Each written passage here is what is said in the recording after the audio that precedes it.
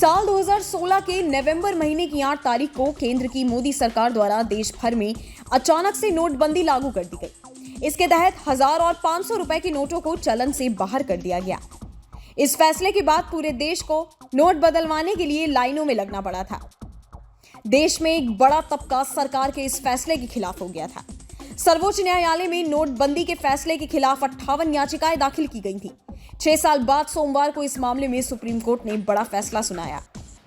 5 जजों की बेंच में 4 ने बहुमत से नोटबंदी के पक्ष में फैसला दिया। वहीं जस्टिस बीवी नागरत्ना की राय अलग थी। सुप्रीम कोर्ट ने कहा कि नोटबंदी की घोषणा से पहले 6 महीने तक भारतीय रिजर्व बैंक और सरकार के बीच परामर्श हुआ था। गौरतलब है कि अदालत ने कहा कि यह प्रासंगिक नहीं है। क्या रातों रात प्रतिबंध का उद्देश्य हासिल किया गया था? आपको बताते हैं कि अपने फैसले में सुप्रीम कोर्ट ने किन 6 अहम फैसलों के जवाब दिए। जब देश में नोटबंदी की गई तो सबसे बड़ा सवाल यह था कि क्या बैंक नोटों की सभी सीरीज का केंद्र कर डिमोनेटाइजेशन कर सकता है। कोर्ट ने अपने आदेश में इसका जवाब देते हुए कहा कि केंद्र की शक्ति को केवल एक या कुछ बैंक नोटों की सीरीज के डिमोनेटाइजेशन तक सीमित नहीं किया जा सकता। इसके पास बैंक नोटों की सभी सीरीज के लिए ऐसा करने की शक्ति है। दूसरा सवाल यह था कि डिमोनेटाइजेशन के लिए आरबीआई अधिनियम के तहत एक अंतर्निहित सुरक्षा है। कोर्ट ने अपने आदेश में इस सवाल का जवाब देते हुए कहा कि आरबीआई अधिनियम अत्यधिक प्रतिनिधि मंडल के लिए प्रदान नहीं करता। इसमें एक अंतर्निहित सुरक्षा है कि केंद्र बोर्ड की सिफारिश पर ऐसी शक्ति का प्रयोग किया जाना चाहिए, इसलिए इसे गिराया नहीं जा सकता। तीसरा सवाल था कि निर्णय लेने की प्रक्रिया में कोई दोष नहीं। कोर्ट का आदेश आया है 8 नवंबर 2016 की अधिसूचना में निर्णय लेने की प्रक्रिया में कोई खामी नहीं है।